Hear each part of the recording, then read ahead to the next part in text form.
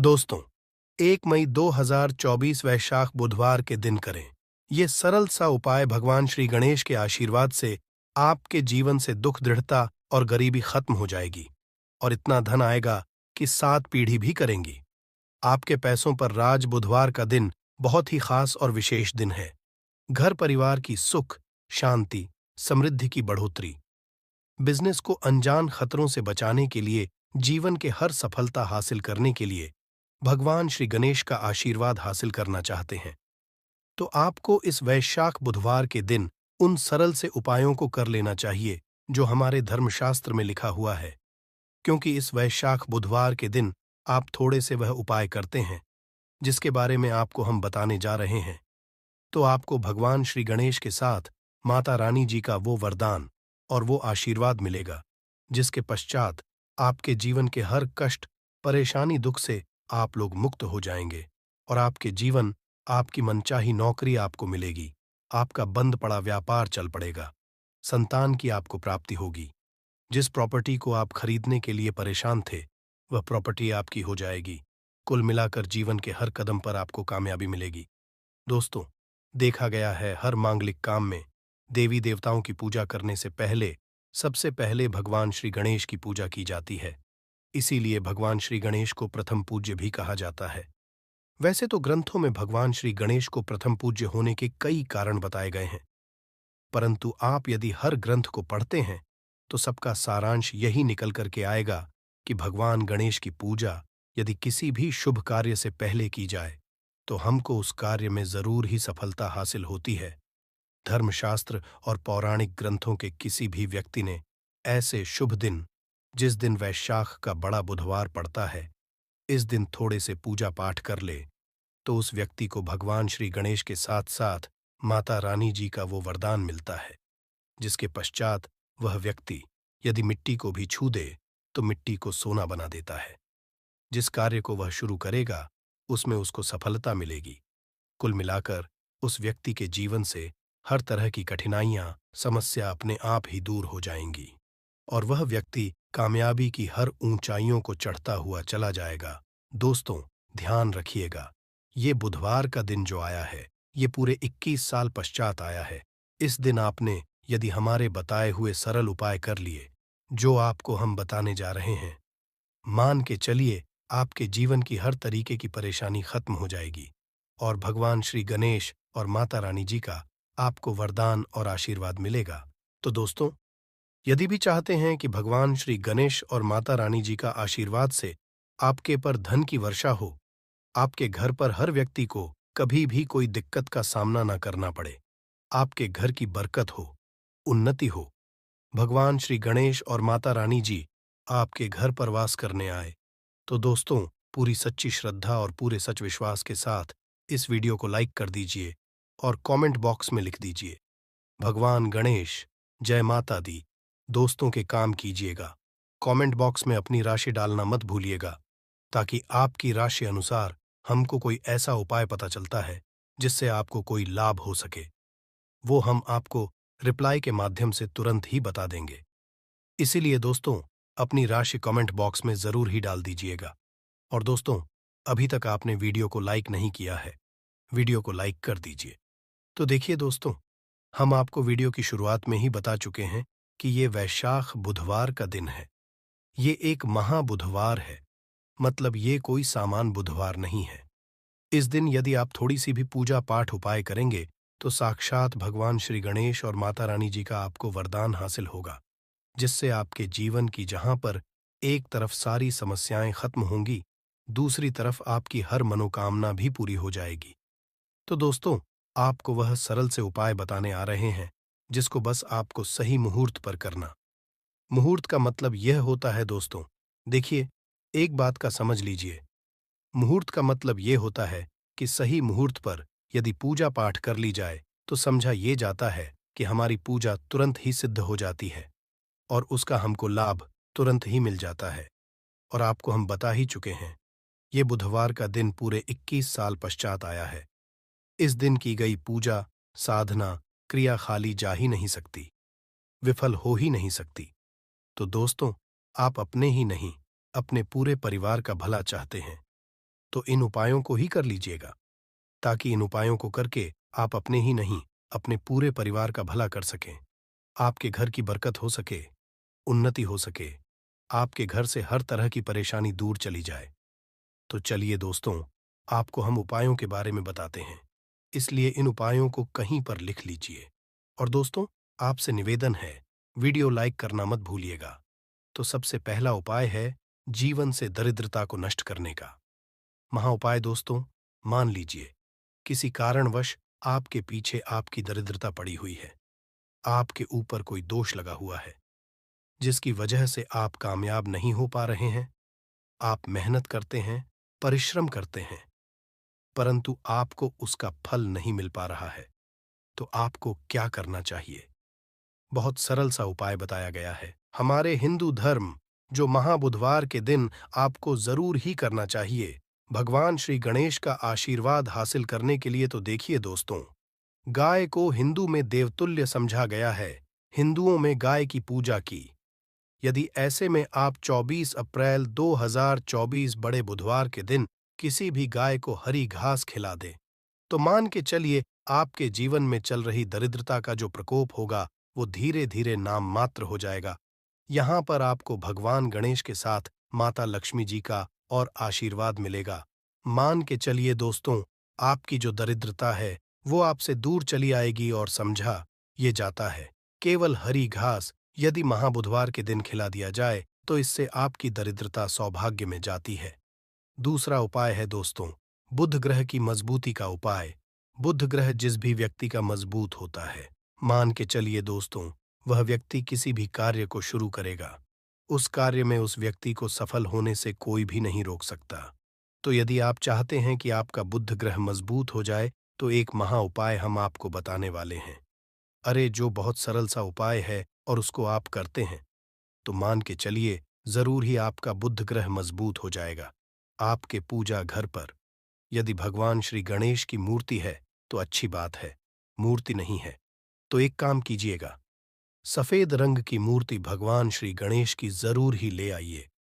अब आपको करना यह है दोस्तों, गणेश की मूर्ति लाने के पश्चात आपको उनको सिंदूर से तिलक लगाना है और वही तिलक आपको धारण कर लेना है।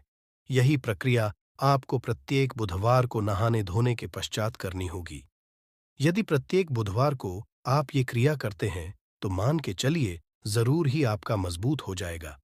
आप अपने कार्य संबंधित जो भी निर्णय लेंगे, ये यहाँ पर साक्षात भगवान गणेश का आपको आशीर्वाद मिलेगा और आप कार्यों में सफल होते चले जाएंगे। तीसरा उपाय एक ऐसा उपाय है दोस्तों, जिसको यदि आप करते हैं तो मान के चलिए आपके जीवन में हासिल ही बहुत आसान हो जाएगी और धन आने के सारे रास्ते खुल जाएंगे। मान लीजिए दोस्तों, पहले आपके पास धन आ रहा था, फिर धन आते आते बंद हो गया।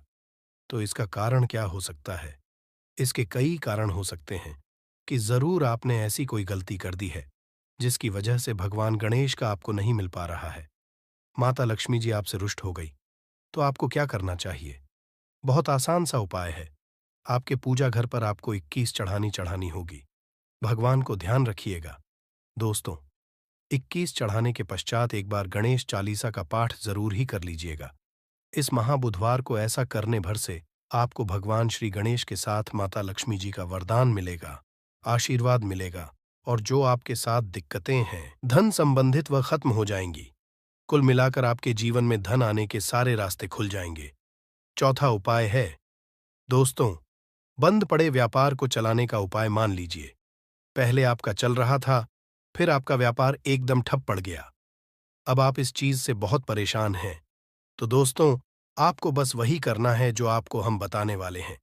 यहां पर आपको साक्षात भगवान श्री गणेश और माता रानी जी का वरदान मिलेगा। एक लोटा आप लोगों को ध्यान रखना है दोस्तों, मूंग की दाल लेनी है और मूंग की दाल जो होनी चाहिए वो हरी होनी चाहिए। एक लोटा मूंग की दाल लेकर कि शाम से पहले आपको किसी भी मंदिर जाना है। रानी जी के माता रानी जी के मंदिर के बाहर जो भी भिखारी बैठे हों, उस मूंग की दाल को उनको दान कर देना है। ध्यान रखिएगा, दान दाएं हाथ से करना होगा आपको। यदि आपने इतना भर कर दिया तो आपके जो भी बाधाएं व दिक्कतें हैं जिसकी वजह से आपका व्यापार ठप पड़ा हुआ है, वह वापस से दौड़ पड़ेगा, चल पड़ेगा। चौथा उपाय बताने आ रहे हैं जो हम आपको, वह है नौकरी हासिल का महाउपाय। यदि आप नौकरी की तैयारी कर कर के थक चुके हैं परंतु की नौकरी नहीं लग रही है, आप अपने जीवन में इस चीज को लेकर बहुत परेशान हो गए हैं। आप ये देख रहे हैं आपसे कमजोर व्यक्ति की नौकरी लग गई, तो आपको क्या करना चाहिए? एक महा उपाय हम आपको बताने आ रहे हैं, ये कर लीजिए, जो केवल बुधवार के दिन यदि आप कर लेते हैं तो भगवान श्री गणेश और माता रानी जी का आपको आशीर्वाद मिलेगा और जरूर ही आपकी मनचाही नौकरी आपको मिल जाएगी। 3 नारियल खरीद के लाइए। ध्यान रखिए, जो ये नारियल लेकर के आ रहे हैं, ये जटा वाला नारियल होना चाहिए, भरा हुआ होना चाहिए, उसमें पानी पानी वाला नारियल होना चाहिए, सूखा नारियल नहीं होना चाहिए। 3 खरीद के लाइए। अपने पूजा घर पर आपको शाम से पहले इन 3 नारियल पर स्वास्तिक का निशान बनाना है। एक नारियल किसी भी माता रानी जी के मंदिर में दान कर दीजिए, दूसरे नारियल को बहते हुए पानी में बहा दीजिए और तीसरे नारियल को किसी भी हवन कुंड में डाल दीजिए, क्योंकि कल बहुत बहुत सी मंदिरों में हवन कुंड जलेगा। आपको बस इतना करना है, शाम से पहले मान के चलिए। जो भी बाधाएं, जो भी दिक्कतें आपकी नौकरियां में आ रही थीं, वह बाधाएं, दिक्कतें हट जाएंगी और आपकी नौकरी आपको मिल जाएगी। दोस्तों, ये उपाय जरूर ही कर लीजिएगा। यदि आप चाहते हैं कि भगवान श्री गणेश और आपको माता रानी जी का वरदान मिले। दोस्तों, आखिरी उपाय बताने से पहले आपसे हाथ जोड़ करके विनम्र निवेदन है, आपने वीडियो लाइक किया है, वीडियो को लाइक कर दीजिए। तो आखिरी उपाय बहुत ही आसान सा उपाय है। सबसे पहले आपको एक लाल पोटली लेनी है। लाल पोटली आप लोगों को 1 मुट्ठी चावल, 1 मुट्ठी मूंग की दाल, 11 काली मिर्च, 2 इलायची लेनी है। इस पोटली को आपको मौली धागे से बांध लेना है। अब आपको पूजा घर पर बैठना है। यहां पर बैठने के पश्चात एक दिया जलाना है। देसी घी का, गाय के दूध से बना हुआ देसी घी का आपको दिया जलाना, इसमें ही जल जाए। तुरंत एक लौंग डाल दीजिए ताकि आपके जीवन में धन संबंधित जो भी समस्याएं आ रही हैं वो लौंग सोख।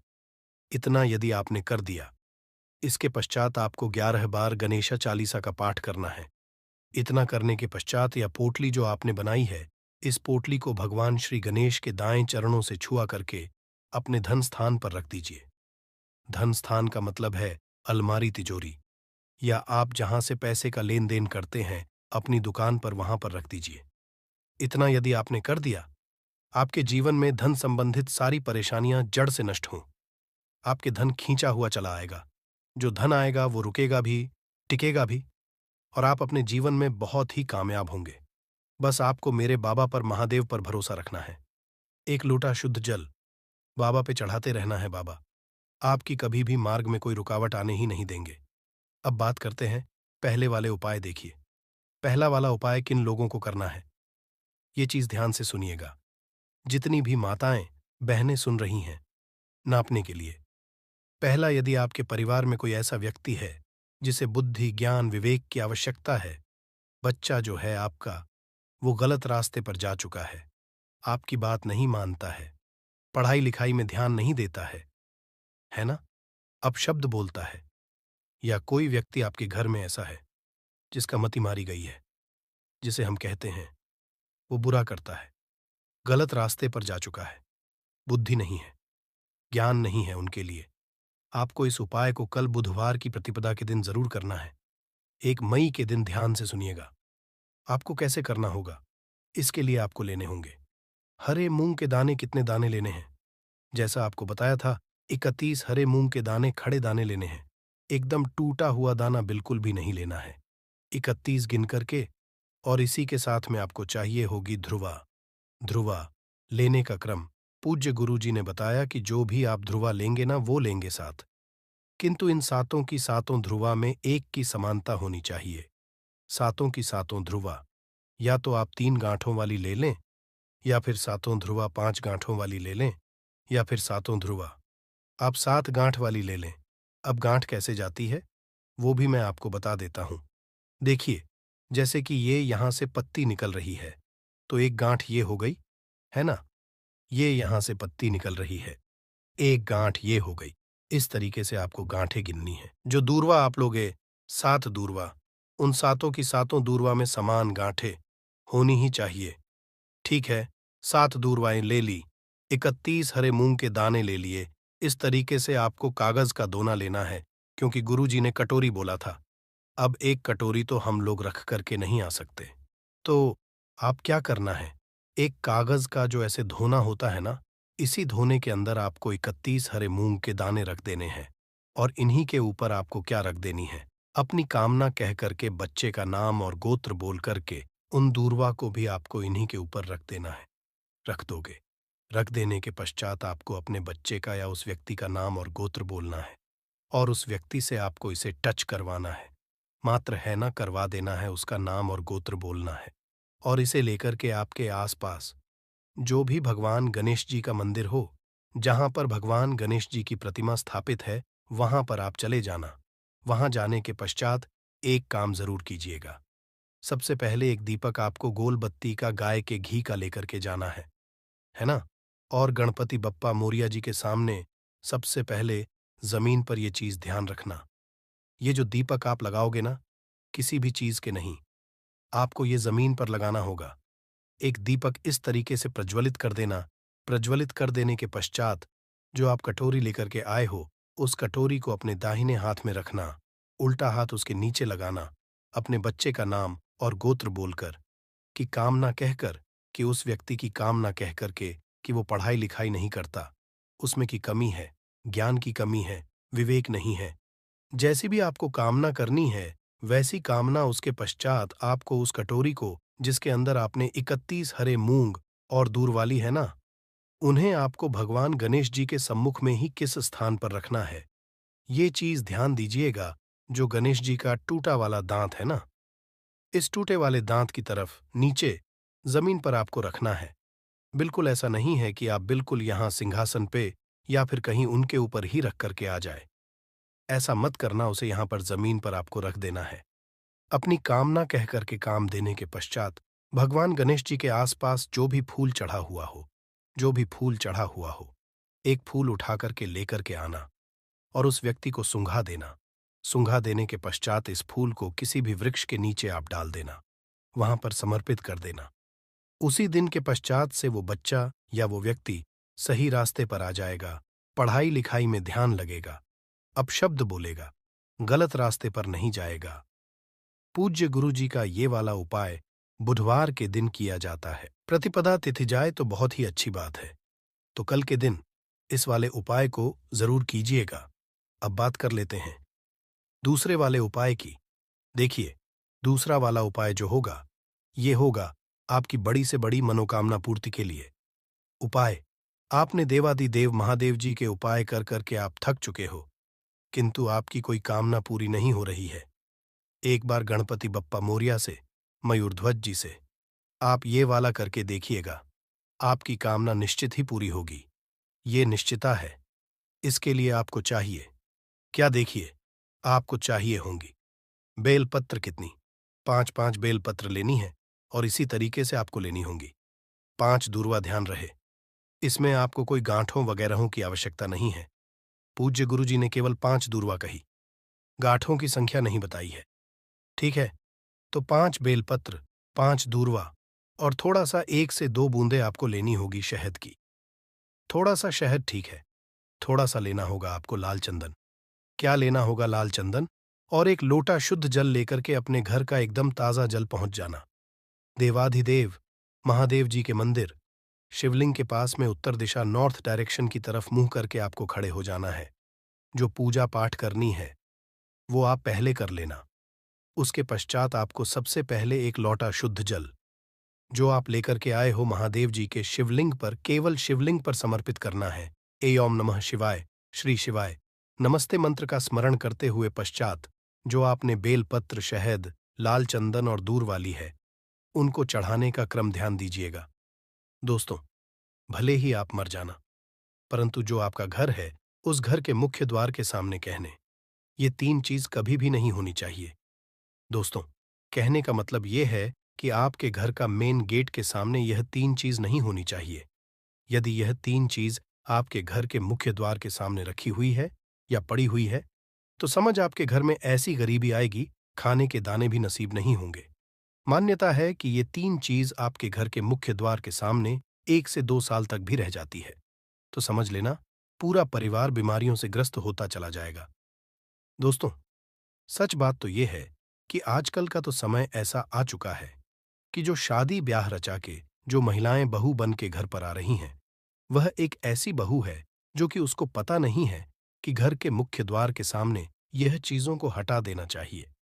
क्योंकि जितनी भी के समय में आधुनिक काल में जो हो रही है, वह लड़कियां पहले जो महिला होती थीं, उसकी तुलना में जो नई बहू हमारे घर में शादी ब्याह रचा के आ रही है, उसको वास्तुशास्त्र के बारे में बिल्कुल भी जान नहीं है।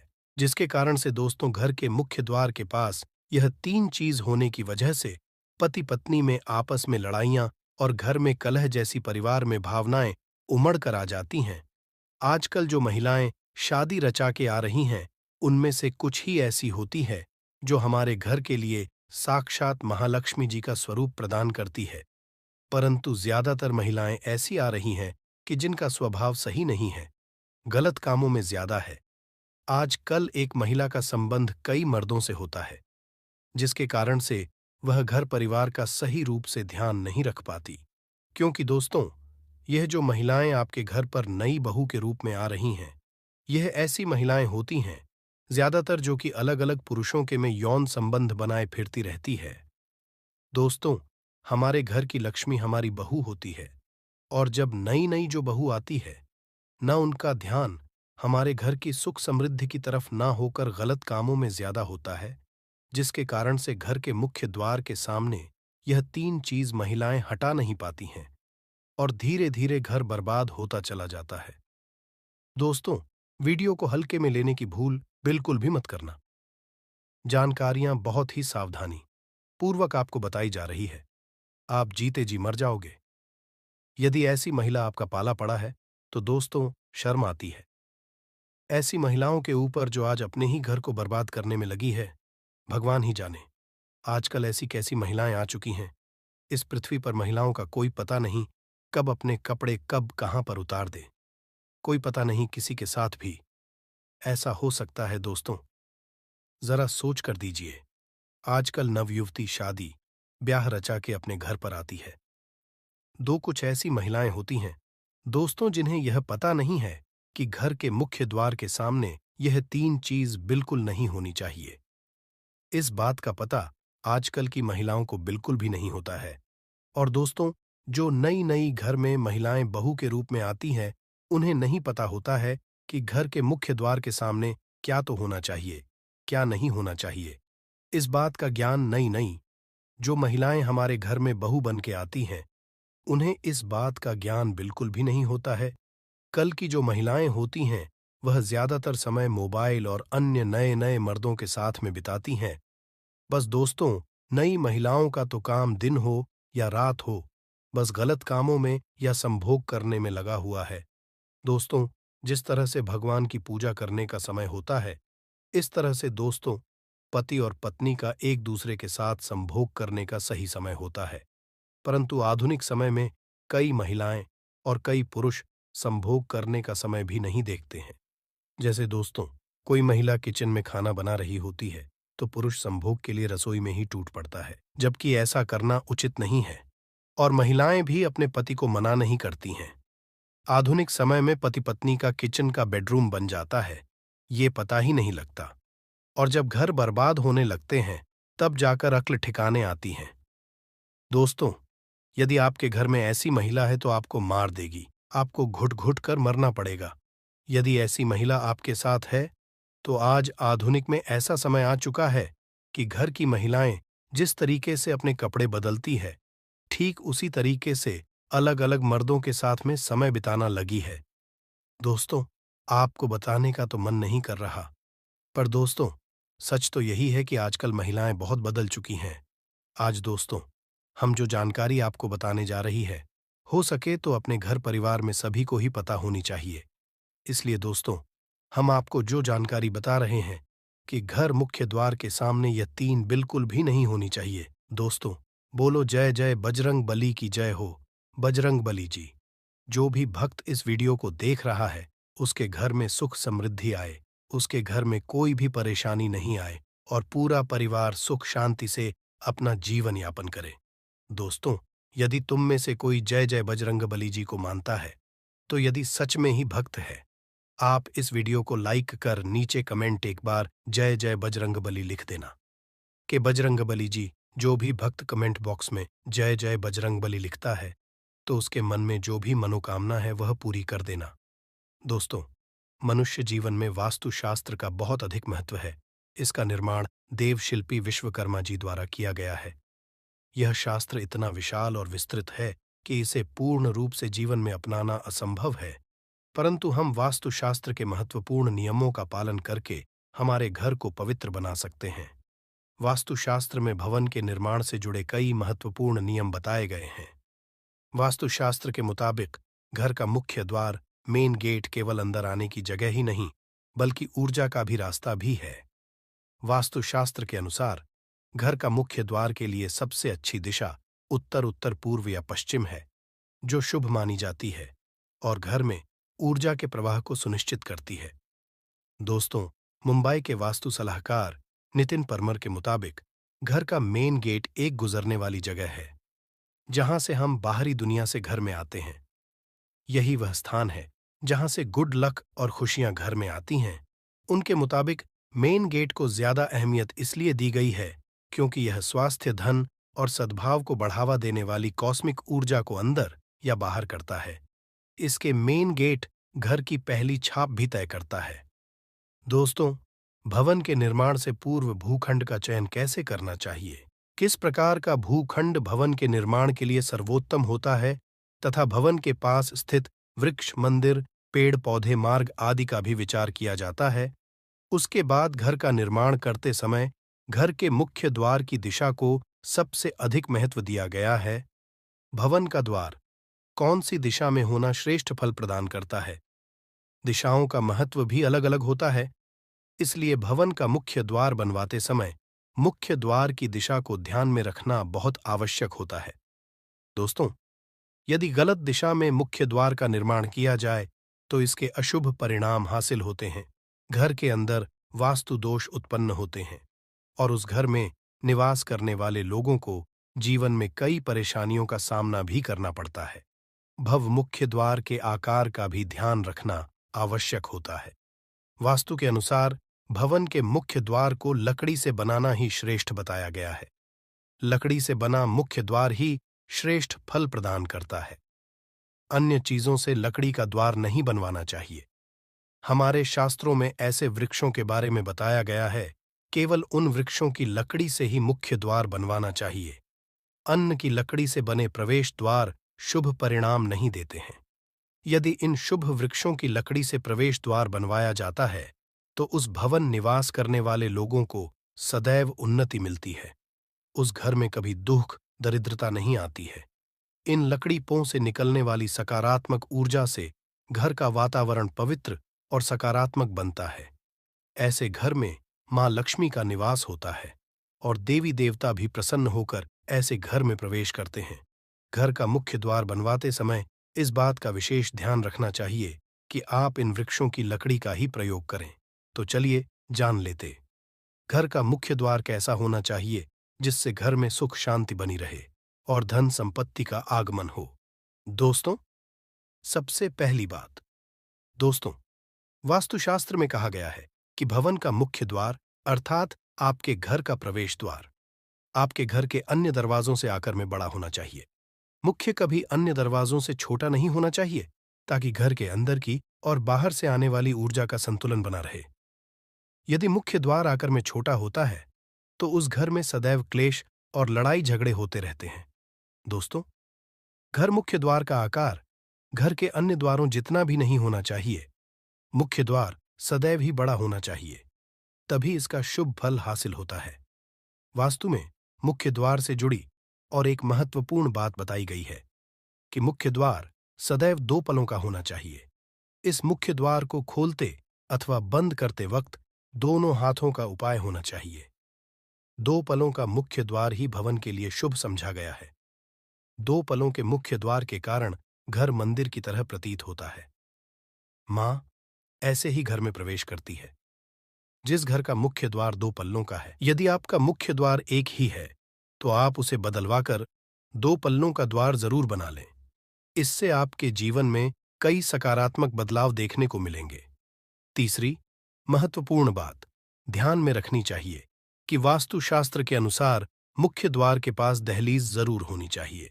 दहलीज के बगैर मुख्य द्वार अपूर्ण समझा जाता है। दोस्त, भवन के प्रवेश द्वार के पास दहलीज का होना अनिवार्य है। दोस्तों, शास्त्रों में कहा गया है कि दहलीज भवन की रक्षा करती है। दहलीज के होने से घर में नकारात्मक शक्तियां प्रवेश नहीं कर पाती है। दोस्तों, दहलीज की ऊंचाई 2 से 5 इंच तक होनी चाहिए। दोस्तों, दहलीज की नियमित रूप से पूजा करनी चाहिए। दहलीज के पास नित्य घी का दीपक लगाने से मां लक्ष्मी प्रसन्न होती है और घर में प्रवेश करती है।